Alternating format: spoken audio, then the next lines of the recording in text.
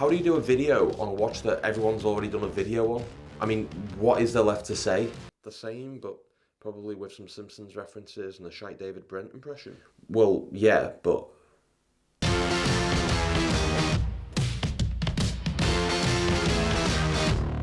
Welcome back to the channel. So I finally got my hands on the Tissot PRX. Before anything else, I just want to thank Kane for sending this up to me for review. I really appreciate it, and I really appreciate all the good people who've sent me watches in the past and will continue to send me watches in the future, hopefully. So that's Mark, Ian, Kev, Sam, and Kane, and to anyone else as well, because I really do appreciate it, and without all of you people sending me watches and all of you guys watching, then I wouldn't be able to make these videos, so thank you. But this is a review, not an Oscars speech, so I'll crack on. The Tissot PRX is now legendary, bordering on iconic. There's a chronograph version of it, there's a 35mm quartz version, there's a 40mm quartz version, there's an ice blue version, I could go on, but the version that we're looking at today is actually my favorite version. It's the Powermatic 80 powered green 40mm version.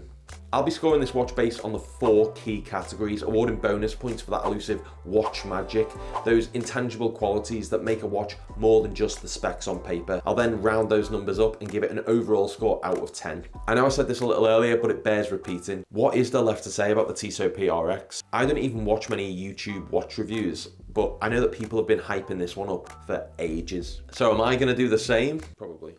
Well, no, it's rhetorical, so... Yeah, but you just go along with what everyone says. No, I don't. No, that's none. We'll just... Let's get on with it and we'll find out. What? Sorry, I'll say that bit to the camera. Let's get on with it and find out. I don't go along with everyone else. I don't know what you're on about.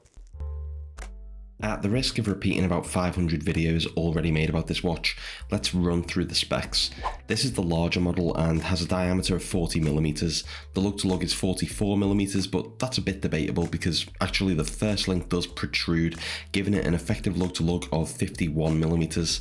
It's 90s supermodel thin at just 11mm, and there's not really a lug width to speak of. Sized up for my 6.5 inch wrist, and it weighs a not insignificant 129 grams. That's not dive watch heavy, but it is probably heavier just than a 90s supermodel. The bracelet tapers down to 18mm, with the first link from the case being 26mm. Keeping time is the Powermatic 80, which is a slowed down version of the ETA 2824. It hacks and hand winds as you'd expect, and is operated by a push-pull crown in this case. It beats at 21,600 vibrations per hour, so there's a slightly slower sweep of the second hand than a high beat 4Hz movement would have, but it does mean that this lasts 80 hours when fully wound. Here is an ordinary square. Whoa, slow down, egghead. 80 hours. I worked it out. You could sit down and watch Christopher Nolan's Oppenheimer 26 times, and the Tissot PRX would still be ticking as you sat down for your 27th viewing. Don't test that out. It's not wrong, but don't test that for health reasons more than anything. Don't test it out. So what's good about the Tissot PRX? First, the movement. So I just mentioned it, but there's the power reserve, obviously, and there's also the fact that you can see it through the display case back, which I think is always welcome on these entry-level luxury pieces, if that's what we're going to call them. It's running at half a second slow per day, which is cost levels of accuracy, half a second per day. There is some beat error, but that was up and down on my reading, and from wearing this on the wrist for a week, it's been very much a set and forget watch. The bracelet, though, is anything but forgettable. It's finished really well, and the way that the light bounces off each of the flat articulating links never gets old. Honestly, I could wrist roll this all day. It does look like it'd pull at your arm hair, but honestly it doesn't, so don't worry. As a great philosopher once said, keep on rolling, baby. The one major downside is the butterfly clasp. Luckily, I like my watches to wear snugly, and I got a good fit on this, but I would prefer more adjustability, like half links. You just have to compromise on that for this look, but you shouldn't have to. The Formex Essence bracelet has a similar look, but its clasp offers 4mm or so of adjustability on the fly, so it can be done. It's not a deal breaker for me because, like I say, I got a good fit with it, but it is something to bear in mind if that lack of flexibility is something that might annoy you. Looking at the head of the watch, and like my trip to the Bird's Eye factory, it's impossible to not just stare and appreciate this waffle design. For some of the culture vultures though, it'll be reminiscent of the Audemars Piguet Royal Oak, which is very much what Tissot are evoking here. Yes, it's a reissue of the original 1970s Tissot PRX, calm down all of you in the comments, but all of these quote-unquote sports watches, from the Christopher Ward 12 to the Frederic Constant High Life, they're tapping into the integrated bracelet sports watch niche that was cornered off by the super luxury brands or haute horology brands like AP and Patek until somewhat recently. Now you can get a dial on a watch like this with a really well finished integrated bracelet for £640 or $675, and probably cheaper if you go grey market or just shop around. The sides of the case have a polished chamfered edge and the mid case is really slim, so when you look down at it on your wrist it looks even more flush than the 11mm height would suggest. The polished bezel also helps in this regard. It stands out because of the four corners of the mid case, which really jut out.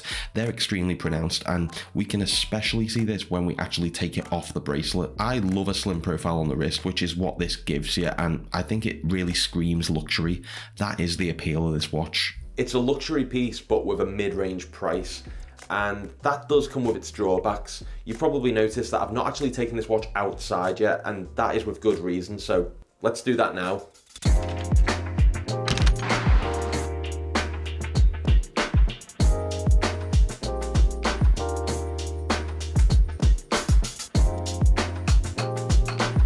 One of the things that I always think lets these mid-range watches down is the lack of AR coating on the crystal. So let's see how the Tissot PRX gets on under the trees in some natural light.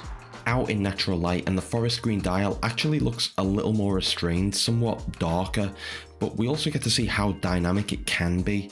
The sapphire crystal really doesn't have all that much AR coating as I suspected, but it does mean that we can appreciate the polished facets of the hands, which shine brightly whenever the light hits them and nicely contrast with the brushed center parts. Out here though is probably also the best place to talk about some of the watch's downsides. So I've got a bit of an obsession with AR coating at the minute. Check out my Rolex Datejust review up here, in which I wax lyrical about the sapphire on that, but AR coating, or a lack thereof, is a big gripe for me with any watch, and that includes the PRX.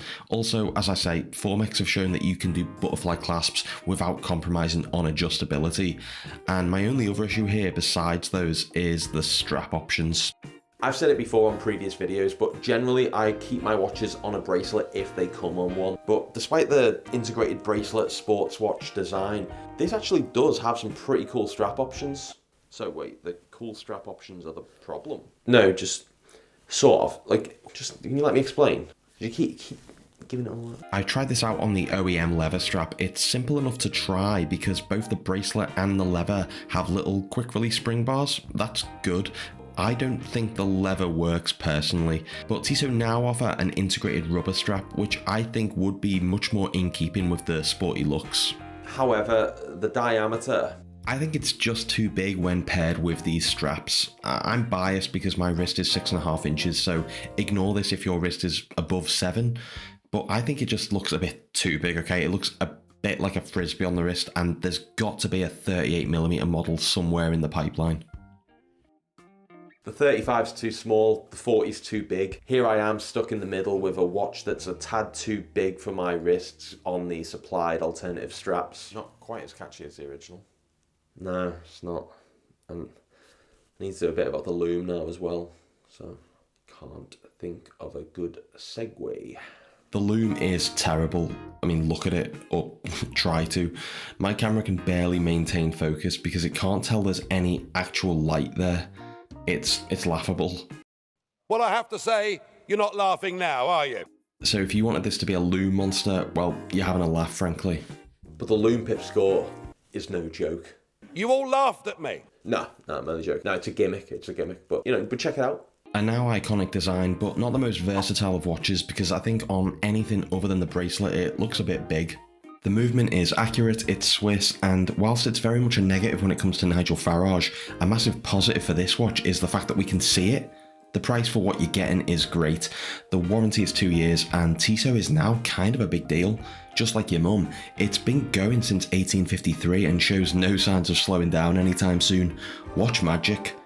Finishing is excellent and it's a comfortable piece to wear, but it needs more AR coating and the designers might need to look up Lume in the dictionary. Overall, this gets an 8 out of 10.